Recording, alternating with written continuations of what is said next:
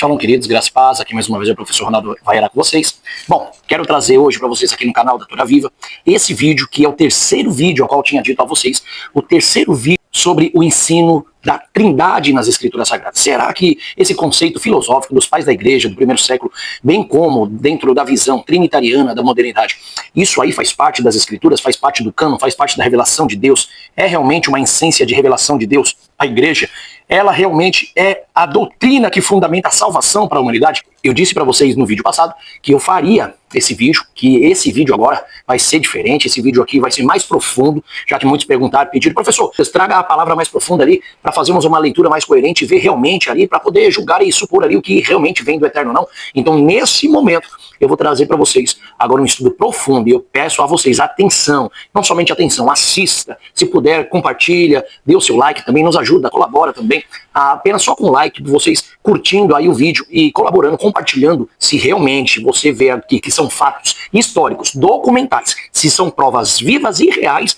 então compartilhe, divulgue e dê o seu like, tá? Dê o seu like aí e ajude-nos aqui no vídeo do canal da Torá Viva em relação a esse grande estudo maravilhoso e agora com o tema central que é sobre a Trindade. Então, vamos iniciar, se prepara comigo aí, pega aí seu caderno e caneta na mão, anote também e não deixe de assistir. Vamos lá.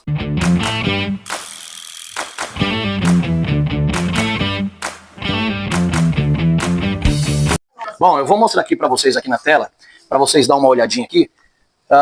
Bom, antes de eu abrir a tela toda, quero que vocês aprendam o seguinte, ó. Quem fundamentou o ensino da revelação progressiva da Trindade na Bíblia? Quem foi esses fundadores? Ou quem foi o fundador? Então precisamos aprender isso primeiramente, entrar nessa entranha desse estudo, saber quem foi esses fundadores, né, da revelação progressiva da Trindade, ou fundador, e depois disso aí vamos entrar dentro das Escrituras Sagradas, trabalhando dentro das palavras dos apóstolos, dos profetas, dentro das línguas dos escritores usados por Deus, para ver se realmente isso faz sentido com a revelação progressiva que foi feita com esses notórios teólogos ou pais da época, tá bom? Então, olha só, vou aumentar aqui a tela para vocês, veja só. Bom, o ensino, né, de que a Trindade é revelada de forma progressiva na Bíblia, começando por aqui, mostra que não é atribuído a um único fundador, tá? Mas sim a um desenvolvimento teológico que culmina na teologia bíblica moderna.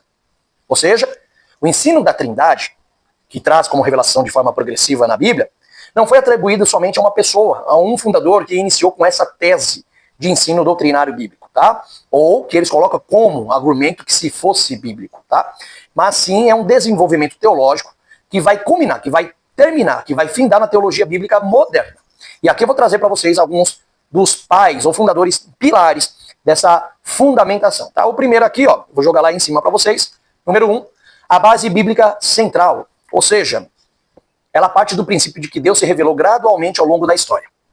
O Antigo Testamento, por exemplo, segundo a visão desses fundadores da tese da revelação progressiva, o Antigo Testamento ele apresenta vislumbres ou sementes da pluralidade divina, como aí eles usam o termo da palavra Elohim ou anjos do Senhor, mas mantém o foco da unidade absoluta de Deus para combater o politeísmo vizinho. Então, ao mesmo tempo que esses fundadores da visão da revelação progressiva de Deus em relação à sua essência ou trindade começa no Antigo Testamento, eles falam que no Antigo Testamento não é explícito, mas é de forma implícita.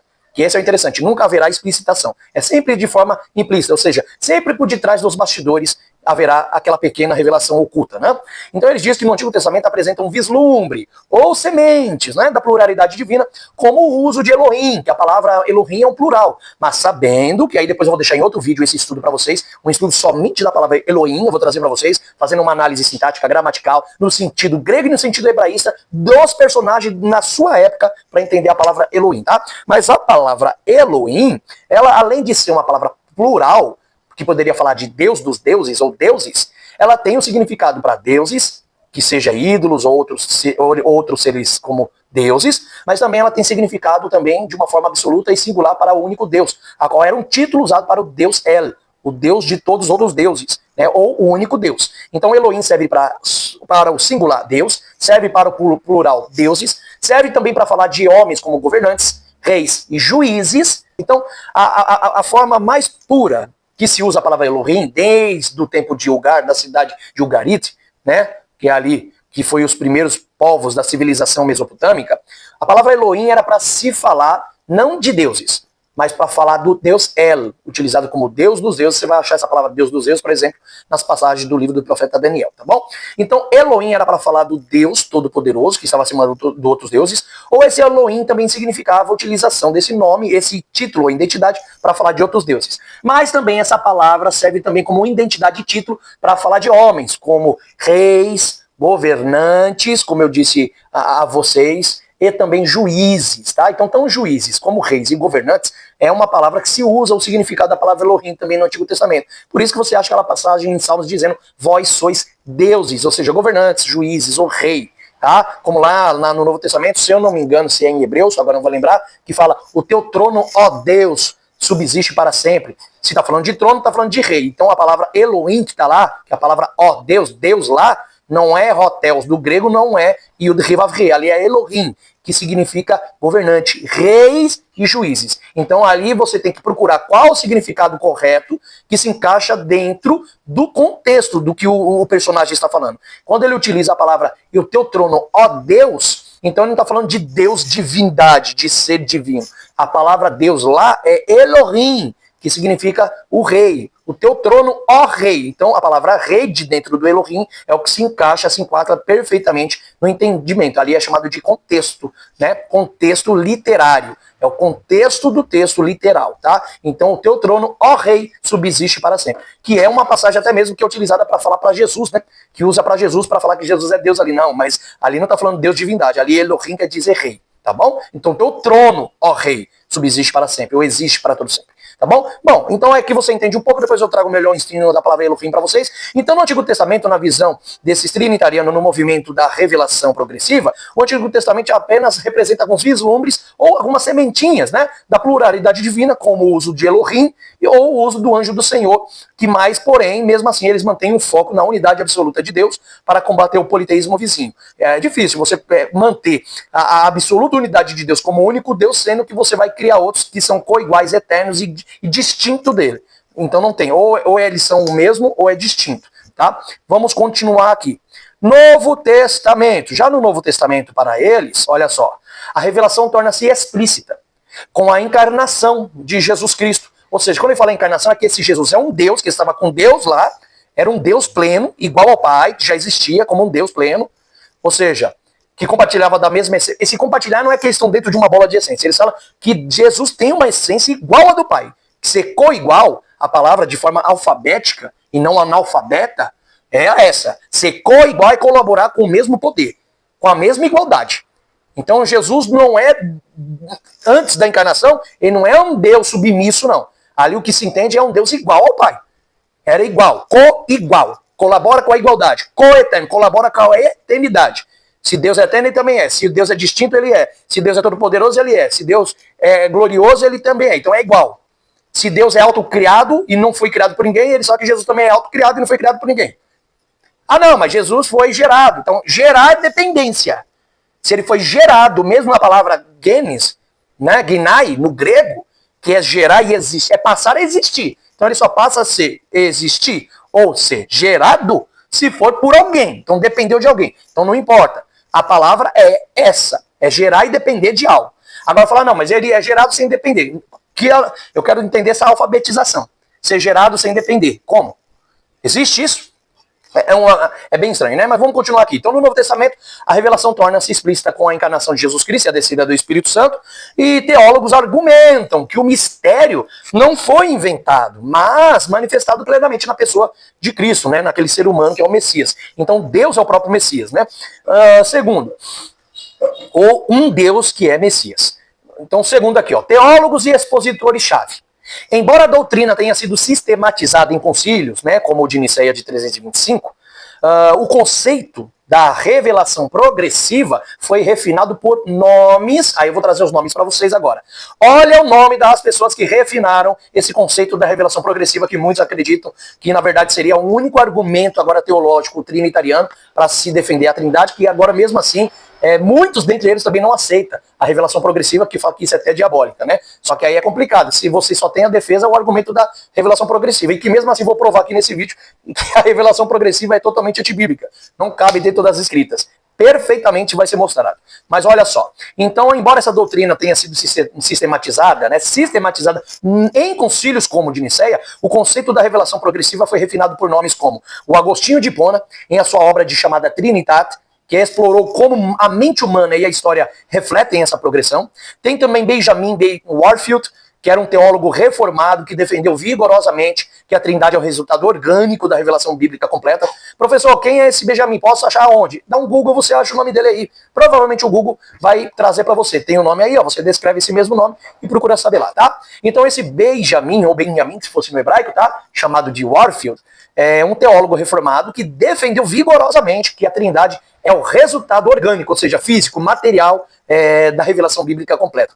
Vem também John Owen, sistematizou que as evidências, né, que é uma evidência bíblica que há da relação entre as três pessoas. Então ele foi sistematizando evidências. O que é sistematizar evidências? Não vai pegar nunca uma palavra clara e objetiva falando de Deus, sendo que é Deus Pai, Deus Filho e Espírito são três deuses iguais juntos, mas vamos pegar uma forma implícita, como eu disse, sempre por detrás dos bastidores, algumas evidências que acha como evidência, que é uma forma bíblica da relação entre as três pessoas. Isso era a visão e o ensino de Joe Owen, tá? Que ele foi sistematizando.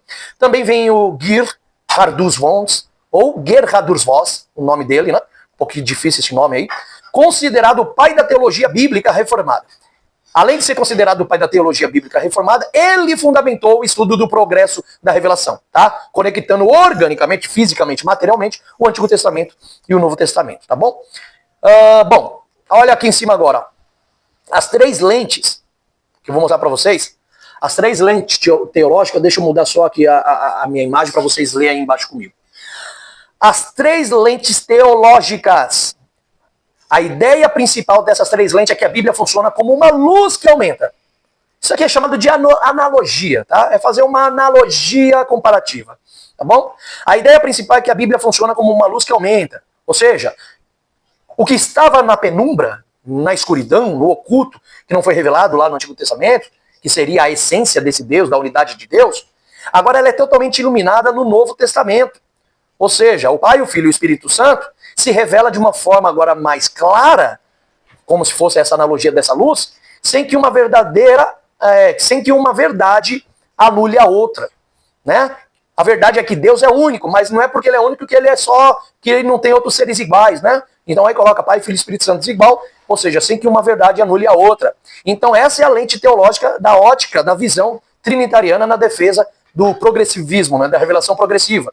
E eles usam aí como, não só essa forma, né, usa até outras analogias, como o pai que ensina matemática ao filho desde pequenininho, de uma forma progressiva até aprender, porque não pode ensinar de uma vez, senão ele não terá a capacidade de compreender. Mas será que esse ensino, essa analogia que estamos fazendo, usando aqui termos filosóficos antropomórficos, né, antropologia, de usar o homem como exemplo entre o pai e o filho, entre a luz que vai iluminando e vai acendendo e aumentando aos pouquinhos ali, vai aumentando aos pouquinhos, até mostrar toda a claridade. Será que isso aí pode ser usado dessa maneira para trazer ensino da unidade de Deus? É isso que Deus trouxe nas Escrituras? Pois bem, então é isso que nós vamos aprender agora, aqui, onde eu vou te mostrar nessa passagem, que está no meu livro, tá? Até mesmo exclusivamente, vou dizer, isso aqui agora, isso aí está até mesmo no meu livro chamado Yeshua em Essência. Vai estar lá para vocês lerem de forma mais pura e perfeita. Não vou trazer tudo aqui para vocês terem o gosto, né, de pegar a completude, né, a plenitude completa desse estudo lá no meu livro Yeshua em Essência. Então assista aí comigo, olha aí,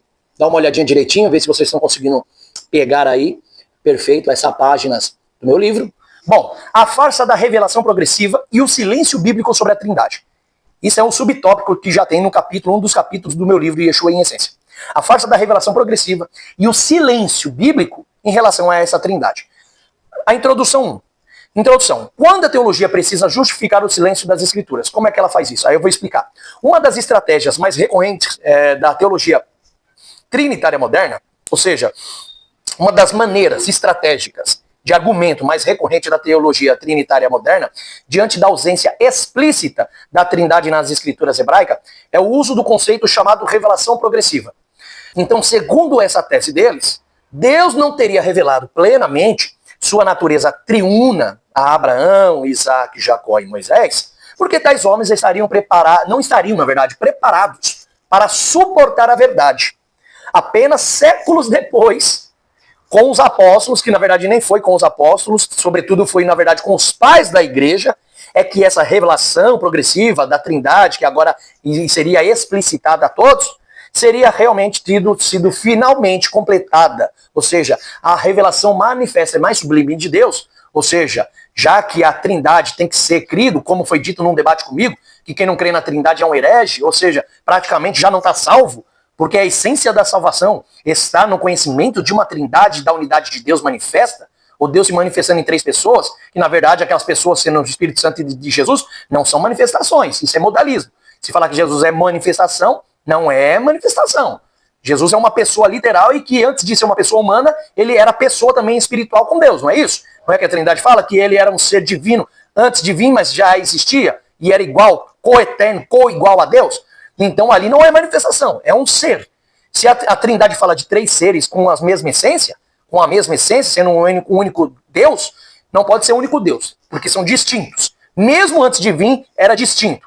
Não, Jesus não era distinto, então ele não era, ele estava no Pai. Ah, tá, então se ele estivesse no Pai, ou seja, na questão de estar dentro da mente pré-determinada do Pai a existir, aí eu também concordo, que isso é chamado de pré-existência ideal, e não pré-existência ontológica de ser distinto, igual e já existia com Deus. A pré-existência ideal é o que está lá na palavra dos Targumins, que aconteceu do século II a.C., depois do segundo templo ter sido destruído. Os Targumins, que utilizam as palavras desde o tempo de Filon de Alexandria, eles vão usar a palavra membra como uma palavra chamada... A palavra membra é a mesma coisa em aramaico para a palavra grega logos, que significa palavra, verbo, ação, pensamento. Então, quando se fala da palavra, do verbo, do pensamento, está falando de uma manifestação, de uma ação que está na mente de Deus. Está pré-determinado da palavra de Deus, na mente de Deus, a acontecer. E aí faz sentido também com Romanos capítulo 4, 17, que Deus anuncia o que não existe. Então, quando Deus anuncia, ele está afirmando o que vai acontecer daquilo que ainda não aconteceu. Que é aquilo que vai existir daquilo que não ainda existe. É como se existisse. É o que Paulo fala em Romanos 4, 17. Isso é chamado de leitura hebraísta. Isso é bíblico. Que aí Paulo fala, Deus chama o que não existe. Ou Deus anuncia o que não existe como se existisse, tá? Então, se Deus está falando que vai chamar ou anunciar o que não existe, é porque não existe. Mas é como se existisse, que é chamado de língua perfeita profética. Ou seja, todo judeu, todo servo de Deus tinha um ideal de pensamento de que quando Deus diz, farei algo, ele não precisa para fazer, para dizer que vai conseguir ou que pode fazer. Se Deus falar, irei fazer, é como se já estivesse feito. Mas não está feito, não existe ainda. Mas pode ter certeza que como se já estivesse feito. Isso é chamada de palavra predestinada, ou palavra predeterminada, ou perfeito profético de Deus. Isso é língua hebraísta bíblica, tá? Então dizer que Jesus pré-existia de uma forma ideal, nos planos de Deus para vir a existir realmente, então aí há alguém que é todo-poderoso, que é o Criador, que está fazendo acontecer aquilo que haveria de vir acontecer, que é, no caso de Jesus, que haveria de vir, cumprir a aliança de Abraão, que é o plano, que é cumprir a aliança de Abraão, que é implantar o reino de Deus na terra, e aí sim entendemos o plano ideal de Deus, a saber que Deus realmente é o único Criador. Agora dizer não, que Jesus é igual, co-igual, eterno, co-eterno, que já existe autocriador, é criador e autocriado, não dependeu de ninguém para ser criado, então aí já não é um Deus, queridos. Já são outros deuses. Ou é enoteísmo ou é politeísmo. Não tem como querer fugir dessa questão, tá bom? Então, continuando aqui, ó, a introdução quanto a teologia precisa... A introdução é quando a teologia precisa justificar o silêncio da Escritura. Uma das estratégias mais recorrentes da teologia trinitária moderna, diante da ausência explícita da Trindade nas Escrituras hebraicas, é o uso do conceito chamado revelação progressiva. Segundo essa tese, Deus não teria revelado plenamente a sua natureza, né, a sua essência em si, de quem ele é, a Abraão, Isaac, Jacó e Moisés, porque tais homens não estariam preparados para suportar essa verdade. Apenas séculos depois, com os apóstolos, ou na verdade, sobretudo, com os pais da igreja, essa revelação teria sido finalmente completada. Ou seja, esse argumento, embora sofisticado aparentemente, não nasce do texto bíblico, mas da necessidade de explicar porque a Trindade simplesmente não aparece na revelação fundacional da fé bíblica. O que é revelação fundacional? O verdadeiro fundamento da fé bíblica. Gente, sabe qual que é o verdadeiro? Deixa eu até abrir minha tela primeiro. Deixa eu até abrir minha tela rapidinho para vocês. Pessoal, vocês sabem o que é revelação fundacional da fé bíblica? Vocês sabem qual que é o verdadeiro fundamentos? Quais são os 3 pilares fundamentais da existência da Bíblia de Gênesis e Apocalipse? Sabe? Não? Eu vou falar para vocês. Grava isso aqui. Os 3 pilares, não tem como sair disso. Passou disso é anátema, como Paulo vai dizer. Tá? os três pilares da existência fundacional da Bíblia, onde existe um Deus, uma humanidade criada por ele, um reino ao qual esse Deus teocraticamente quer o seu Deus, de toda essa nação e de todo esse povo que ele criou, e trazer a eternidade que se perdeu no tempo de Adão, como Adão era perfeito e eterno como Deus. Os três pilares são: Deus é o único Criador, a eternidade existe, Deus quer implantar de volta ao homem, que o homem se perdeu, ou perdeu a eternidade desde a vinda de Adão com o seu pecado, a qual ele trouxe a morte. E o reino de Deus que tem que ser implantado. Esses são os três pilares. O reino de Deus implantado, a eternidade de volta aos homens, e Deus como o único Criador e o único Deus, que tem que ser cultualmente, ritualmente, liturgicamente e espiritualmente servido e adorado. Jesus disse: chegará o dia que vocês adorarão realmente o Pai em espírito e em verdade. Tá? Vocês entenderão a verdade como ela é. Então, Deus, o único Deus, o reino de Deus sendo implantado e a eternidade sobre os homens. Esses são os três pilares fundacional da fé bíblica. Tá? Se você é um crente, se você é um cristão ou um judeu que crê no Deus de Abraão, de Isaac e de Israel, você só tem que ter esses três pilares. Saber que existe uma eternidade que Deus quer trazer ao homem como ele era eterno antes do seu pecado, trazer o reino de Deus para ser implantado, como o homem escolheu reis como homens na época de Samuel, como o próprio Deus já tinha avisado a Samuel, e avisou pela boca de Moisés no livro de Deuteronômio, que eu vou colocar a passagem aqui, onde Deus já sabia e usou Moisés profeticamente dizendo que o povo de Israel escolheriam homens como reis e não queriam Deus como rei teocraticamente. Isso aí é também bíblico. Então, explicitamente, os três pilares é trazer a eternidade que Adão perdeu, é trazer Deus como o único Deus e rei teocraticamente sobre os homens, como o povo de Israel e as nações o abandonou, e implantar o seu reino, que é o único reino de verdade que tem que existir, sendo o representante máximo e sendo o rei sobre os homens, que será Yeshua, que nós cremos, que é o Mashiach, que se assentará no trono como rei e tendo o único Criador, o único Deus, sempre diante dos homens. Sabendo que Deus, lá em 1 Timóteo, Paulo fala isso claramente, eu acho que no capítulo 6:16, 1 Timóteo, que Deus é um ser de luz, que habita em luz inacessível, onde o homem nunca viu e nem o verá. O homem não pode ver Deus, gente. Deus não pode ser visto. Então todo que vem após ou após ele, abaixo dele, são manifestações dele, ou seja, representações dele, enviados dele, criados por ele, para poder representá-lo nessa terra, tá? Porque Deus não pode ser visto. Isso é óbvio, tá bom? Então vamos continuar aqui, olha só. Então esse argumento, embora sofisticado em aparência, não nasce no texto bíblico, mas da necessidade de explicar por que a Trindade simplesmente não aparece na revelação fundacional da Bíblia. Ou seja, ao examinarmos cuidadosamente a Escritura, a história e a lógica teológica, essa tese se mostra insustentável. Essa tese deles não se sustenta. Vou abrir a tela de volta para vocês lerem comigo aí. Vamos lá. Olha só. Já que quando examinamos as Escrituras de uma forma cuidadosa, vendo a história, a lógica teológica, e vendo a tese que eles colocam para colaborar com seus argumentos, vemos que essa tese deles é insustentável. Agora, como vamos continuar? Olha aqui. Essa vai ser boa. Abraão, amigo de Deus e herdeiro da promessa eterna. Gente, Abraão em todo o planeta Terra foi o único ser humano, o único homem que Deus escolheu para ser o herdeiro da promessa da eternidade. O homem que seria o precursor, de trazer à humanidade a eternidade que se perdeu em Adão, de implantar o reino de Deus sobre a terra e trazendo o único Deus como o único ser verdadeiro, principalmente na época de Abraão, que o politeísmo e o panteísmo era vasto, e ainda por cima trazer a consciência de que o reino de Deus seria implantado e os homens viveriam dentro desse reino eternamente, sem morrer, com a sua eternidade diante desse Criador. Esse homem recebe o grande privilégio que nenhum outro na história recebe. A aliança começa com ele. Começa com ele e termina na aliança, na linhagem dele. Que no caso a linhagem vem dele, Jesus Cristo, que era da linhagem de Abraão. Como se vê no Evangelho de Mateus e Lucas sobre a genealogia de Jesus Cristo. E o principal, em Gálatas 3,15, Paulo vai explicar desse descendente que abriria as portas da entrada dessa eternidade e implantaria esse reino, que seria Jesus. Então aqui a Bíblia faz um sentido perfeito nessa linha de lógica, dentro dos três pilares que eu trouxe a vocês. Tá bom? Agora vamos lá. Abraão, amigo de Deus e herdeiro da promessa eterna. Abraão não foi um homem comum entre os homens da sua geração.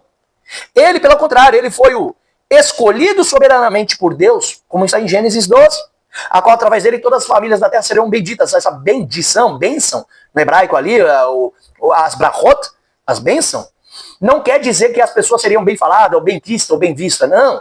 A palavra benditas ali é que essas famílias agora receberiam a bênção acumulativa de que todos herdariam a herança de Deus como único Deus e a eternidade de volta que se perdeu. Tendo Deus como seu Deus, tendo o Senhor como único rei, teocraticamente, porque ele implantaria seu reino. Então o implantamento de Deus, o Deus como único Deus e a eternidade de volta. Os 3 pilares. É a aliança que Deus faz com Abraão. Tá bom? Então, esse homem, ele foi escolhido por Deus soberanamente. Foi o destinatário da aliança eterna de Gênesis 17. Sabe o que é o destinatário de Gênesis 17? Se Deus é o remetente que envia, ele vai escolher alguém para poder receber o destino dos seus 3 pilares. Deus podia escolher qualquer um no planeta. Deus escolhe somente Abraão. O destinatário da aliança é Abraão. A aliança bíblica que se está falando aqui é os 3 pilares que eu não vou ficar repetindo, mas vocês já ouviram. Que é Deus como único Deus, o implantamento do seu reino e a eternidade que se perdeu. Trazer tudo esses 3 ao homem. E o Abraão é o destinatário dessa aliança eterna, gente. Não tem lógica dizer que Abraão não vai receber uma revelação explícita de Deus. Mas vamos chegar lá. Então, aqui Abraão é o destinatário da aliança eterna. Terceiro, chamado explicitamente de amigo de Deus em Isaías 41:8. Ele foi chamado. Deus fala, o Abraão, meu amigo. Deus chama Abraão de amigo. Abraão, meu amigo, tá? E quarto, o único homem a respeito do qual o próprio Deus disse, ocultarei a Abraão o que estou a fazer? Gênesis capítulo 18, versículo 17.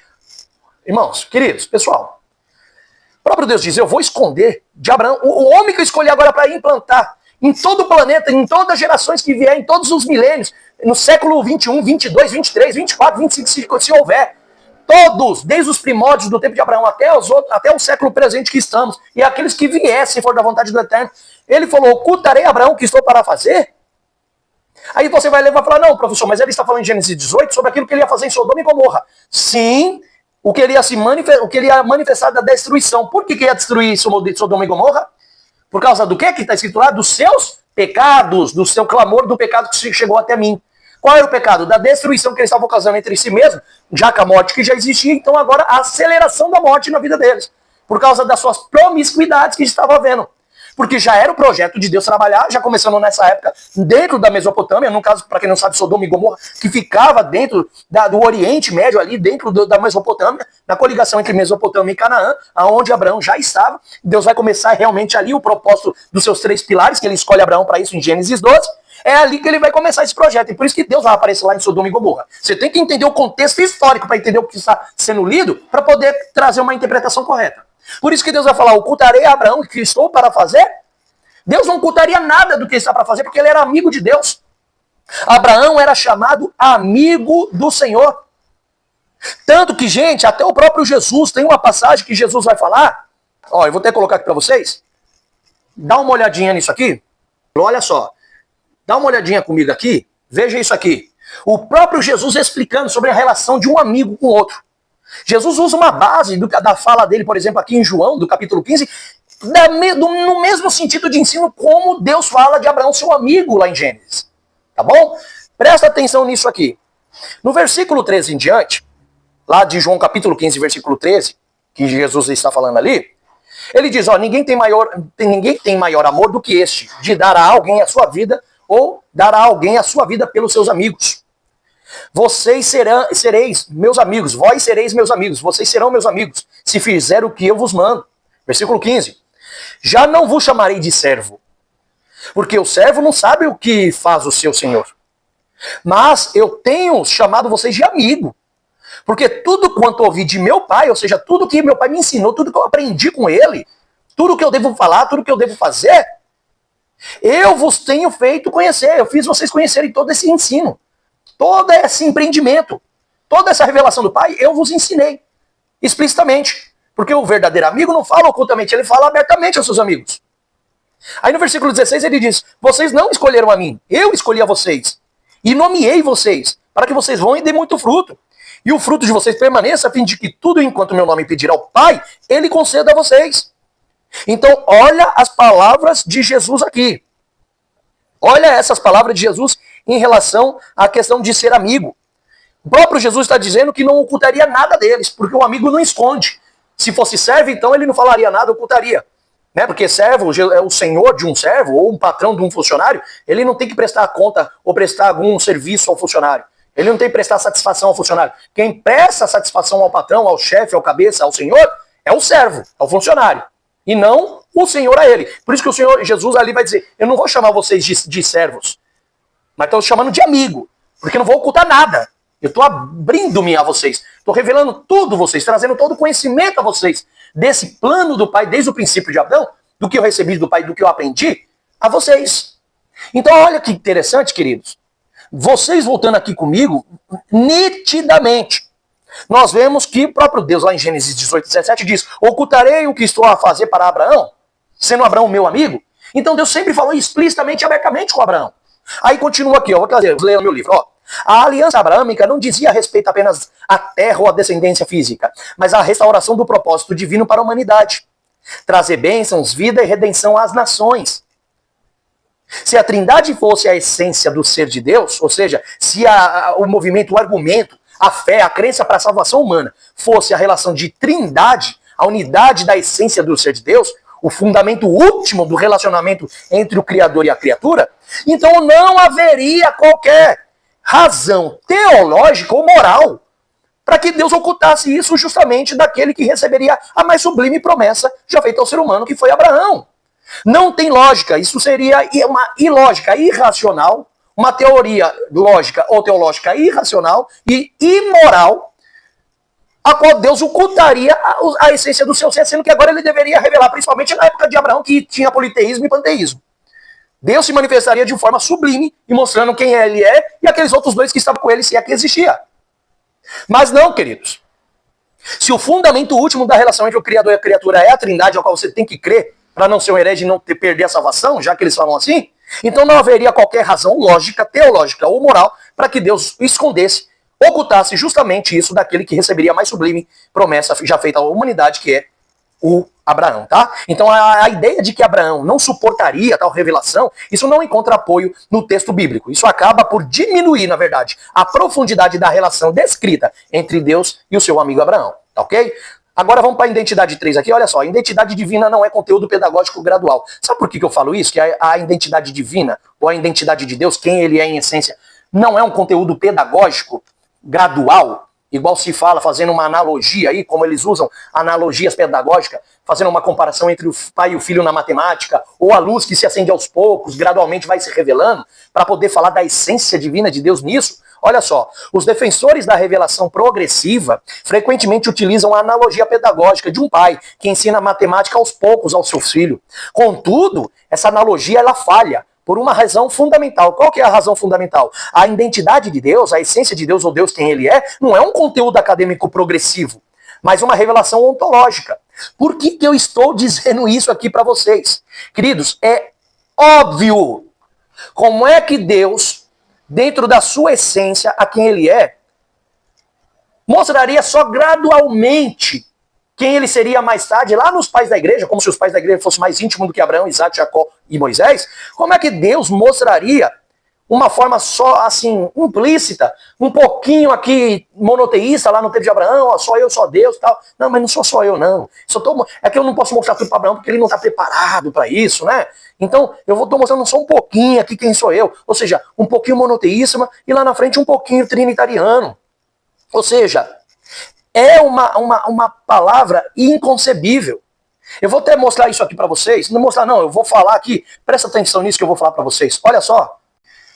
Por exemplo, os pais da igreja, ou os reformadores, ou os movimentos modernos da Trindade, dizem o seguinte, eles dizem, Deus ensina ao povo, na sua revelação em essência de uma forma progressiva, assim como o pai ensina a matemática ao filho, a qual o filho não saberia entender toda a matemática de forma pura e completa, ou o professor não ensinaria de uma forma total e a plenitude e a completude da matemática, porque eles não absorveriam e não entenderiam. Ou, como no caso que eu mostrei para vocês aqui no começo, a luz que vai iluminando, como no começo do Antigo Testamento era apenas algo oculto, por detrás daquela luz era um penumbre, que mais tarde no Novo Testamento se revela a luz bem clara e absoluta de quem é Deus. Ou seja, usando essas analogias pedagógicas para expressar a identidade de Deus. Ou seja, isso é um erro grave. Por que é um erro grave? A identidade de Deus não é conteúdo progressivo. Ou seja, Deus em nenhuma passagem da Bíblia, vou até aumentar aqui minha tela, Deus em nenhuma passagem da Bíblia Ele ensinou o seguinte, ó, primeiro um pouco monoteísta, ou seja, o povo então no começo lá de Abraão, Isaac, Jacó, até Malaquias lá, que é o último livro da Bíblia protestante, né? Na verdade, na Tanakh original, a última não seria o livro de Malaquias, né? Malachi, mas seria o livro de crônicas, né? Mas ok. O último livro da Bíblia, que seria o livro de Malaquias, tá? Desde o princípio, Deus não mostraria, ó, de Gênesis a Malaquias, eu vou mostrar um pouquinho da minha parte monoteísta, o único Deus, tá? Primeiro um pouco monoteísta, e depois a partir de Mateus Apocalipse é um pouco triunitário.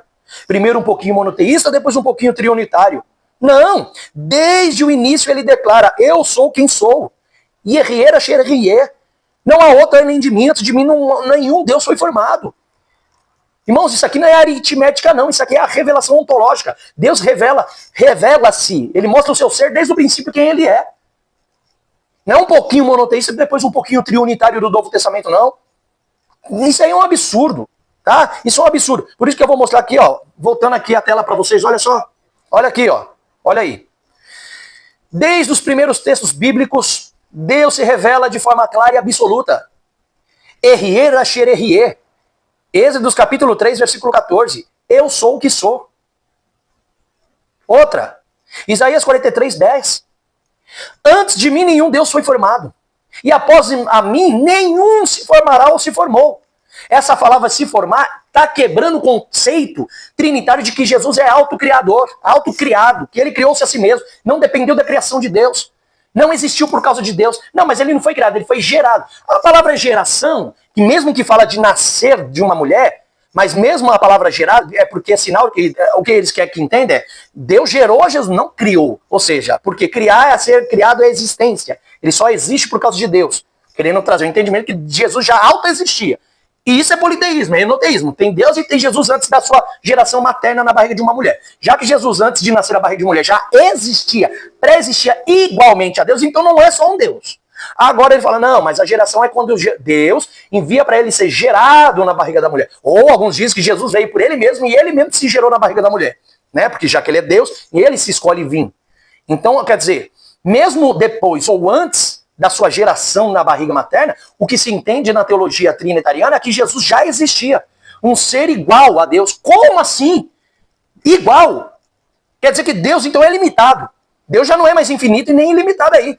Se a partir da hora que tem alguém fora das mãos, da ordem, da organização e do controle, que foge entre os dedos, que escapa entre os dedos da criação de Deus, de uma forma antropomórfica que eu estou falando, né, uma antropologia, se alguma coisa, seja quem for, ou o que for, se escapa entre os dedos de Deus e não está na dependência de Deus, se não dependeu de Deus para existir, se não dependeu de Deus para ter uma existência, logo Deus é limitado. Então Deus não é o único Deus ilimitado e infinito. Tem alguém ou tem algo igual a ele, infinito como a ele.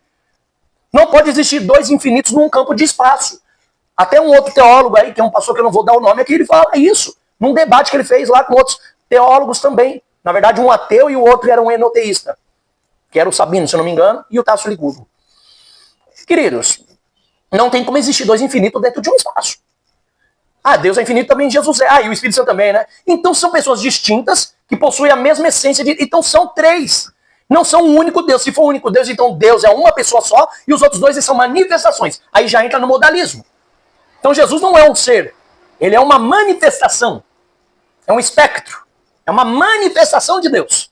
E aí então eu posso dizer, então beleza, então Deus é o único. Então ele é uma manifestação. Então Deus continua sendo o único Deus. E aí entendo que ele é um Deus manifesto. Ou seja, Deus se manifestou em carne, dando naquela carne um poder da sua essência, se tornando um filho dele na terra. Só que aí cai naquela questão dentro da mitologia grega de deuses procriar outros deuses. Como filhos, netos, bisnetos e gerações e genealogias. Tá? Então é complicado. Desde os primeiros textos bíblicos, Deus se revela de forma clara e absoluta, dizendo: Yerier asher yerier, eu sou o que sou. Eu sou isso aqui, ó. Ele fala para Êxodo 3,14 a Moisés. Esse aqui sou eu. O que você está vendo, que eu estou manifestando, que eu estou operando, esse sou eu. Explicitamente Deus está falando, esse sou eu. Eu sou o que sou aqui, ó.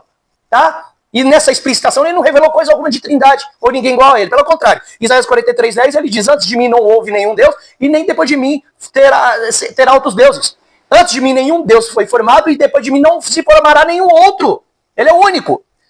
E depois ele termina, eu sou Yud Revavirê, e não há outro. Isaías 45:5. Tá ok? Vamos aqui para encerrar, para o campo final. Em nenhum momento Deus se apresenta como parcialmente ou temporariamente simples. O monoteísmo bíblico ele não é infantil. Para mim, essa revelação progressiva com esses ensinos, com argumento, é uma infantilidade terrível. Não sei se é tendencioso para a maldade ou porque é a pura ignorância da interpretação. Mas, o monoteísmo bíblico não é infantil. Ele não é algo provisório ou incompleto. Ele começa já completo desde o princípio. Ele não vai fazer, o próprio Deus não vai se fragmentar e dizer, não, um pouquinho monoteísta agora e depois um pouquinho triniunitário. Não dá, né?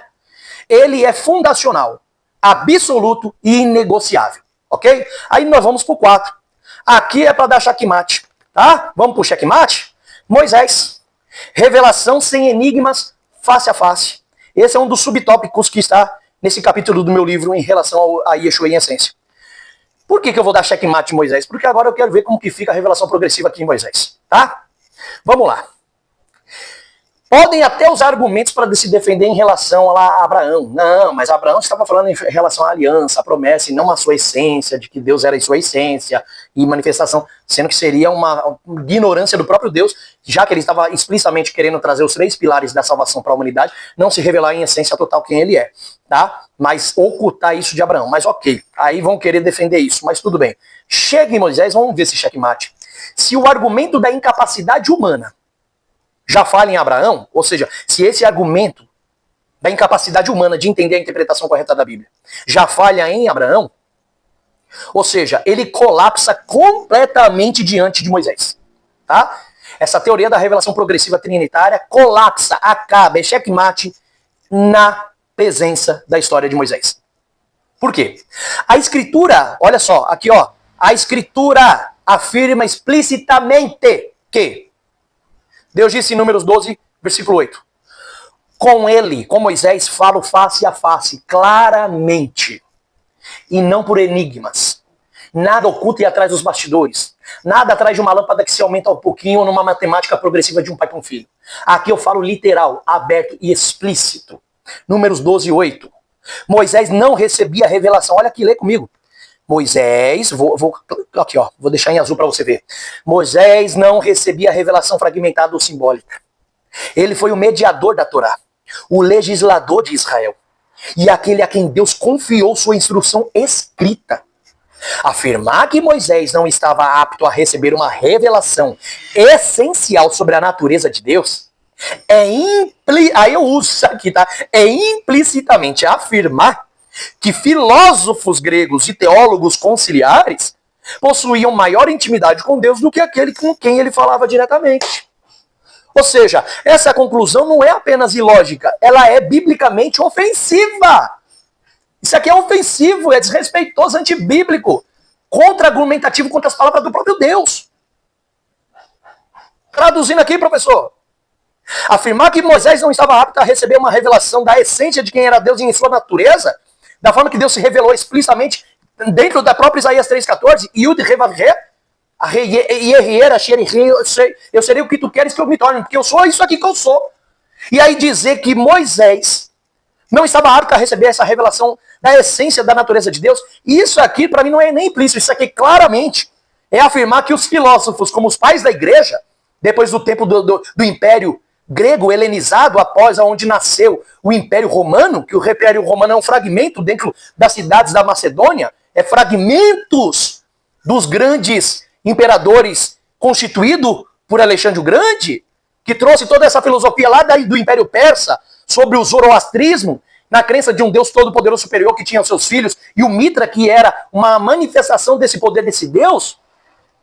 Esses gregos que trouxe vários ensinos de metafísica de Deus que encarna, Deus que se manifesta, Deus que vem em corpo, Deus que manifesta em pessoas para falar com outros, Deus que gera filhos, Deus que tem linhagem genealógica humana.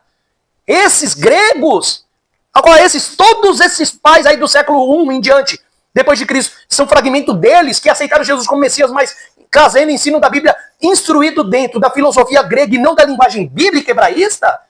É esses aí que vocês dizem que são os maiores conciliares da palavra de Deus, que tiveram a revelação direta da intimidade de Deus, ou seja, eles eram íntimos de Deus, quer dizer que eles tiveram intimidade de receber a palavra de Deus, de trazer as revelações mais claras de Deus, que Abraão, Isaac, Jacó e Moisés não teve.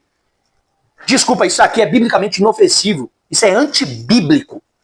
É impossível conceber uma coisa dessa. Quer dizer que os pais da igreja tinham intimidade com Deus. Eles puderam receber abertamente e explicitamente aquilo que nem os próprios apóstolos explicitamente recebeu. Nem os profetas. Nem os profetas maior, menor, nem rei, nem Davi, nem Salomão, nem Samuel, nem Eliseu, nem Elias, nem Moisés. Meu Deus!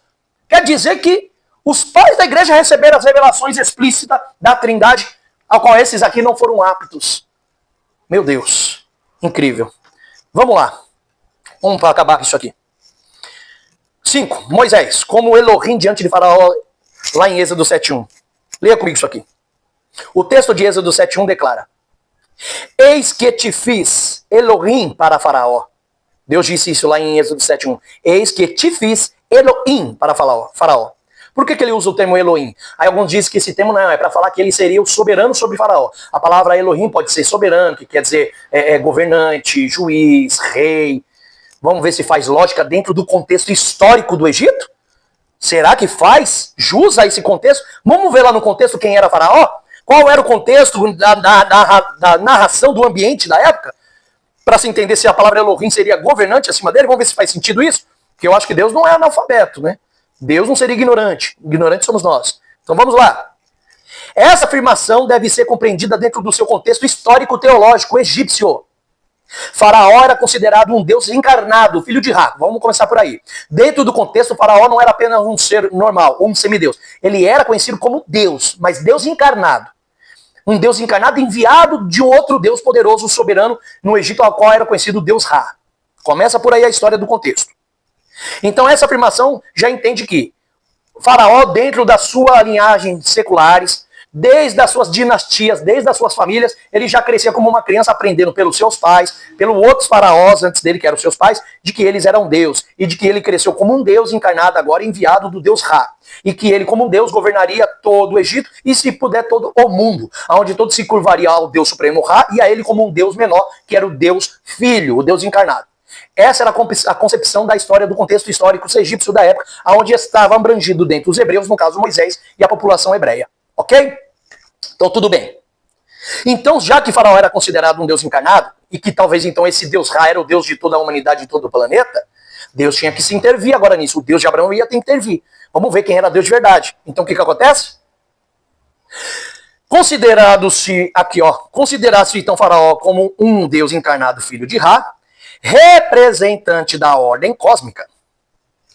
Deus, então, agora responde a esse sistema religioso, elevando Moisés, o seu enviado, ao nível de autoridade divina, não governamental como juiz ou rei. Elevando Moisés, o seu enviado, ao nível de autoridade divina. Agora ele briga de divindade a divindade. Elevando ele ao nível de autoridade divina diante do rei do Egito. Já que o rei do Egito, o faraó, era como um Deus, Deus falou, então eu colocarei de forma divina. Não que Moisés é divino, que seja Deus. Mas eu farei ele como se fosse um Deus. Colocarei ele como divinamente um Elohim diante, ou seja, um Deus dos deuses. Um Deus em cima do rei do faraó que se acha Deus. Tá?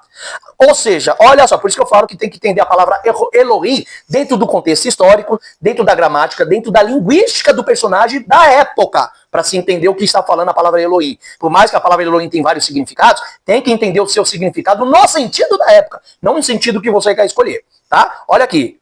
Aqui, Elohim não é uma metáfora política. Não está falando de governante, de juiz ou de rei. Tá? Então a palavra Elohim ali, quando Deus vai dizer em Êxodo 7.1, te colocarei como Elohim diante de Faraó, não está querendo dizer te colocarei como rei diante de Faraó, como governante ou como juiz. Tá? Não é de forma política não. Tá? Então aqui a palavra Elohim não é uma metáfora política, mas uma designação funcional de autoridade sobrenatural delegada. Ou seja, os sinais, as pragas, o juízo que se seguem lá na história de Êxodo capítulo 10 em diante, confirmam isso que eu estou mostrando para vocês. Moisés age como representante direto do poder divino, como se fosse uma divindade, mas não é uma divindade. Por isso que Deus o chama de Deus, coloca sobre ele o poder da palavra Elohim, coloca sobre ele o sobrenatural da sua divindade, da sua essência de Deus, quem ele é, mas mesmo assim ainda Moisés não é Deus. O único Deus existe. Coisa que o cristianismo e a teologia grega não conseguiu discernir e fazer uma separação nas suas interpretações corretas. Ou seja, entretanto, mesmo Moisés sendo chamado de Elohim, Moisés nunca é adorado. Ou seja, sabe que a adoração aqui no prosqueneu não é só prestar reverência, prestar culto, fazer culto a Moisés, fazer um templo a Moisés, em nome de Moisés como um Deus. Isso não existe. Essa adoração para ele não existe nem para ninguém, a não ser para o Deus de Israel. Entretanto, então, olha só, mesmo sendo chamado de Elohim, Moisés nunca é adorado. Nunca é considerado Deus ontológico como um ser divino.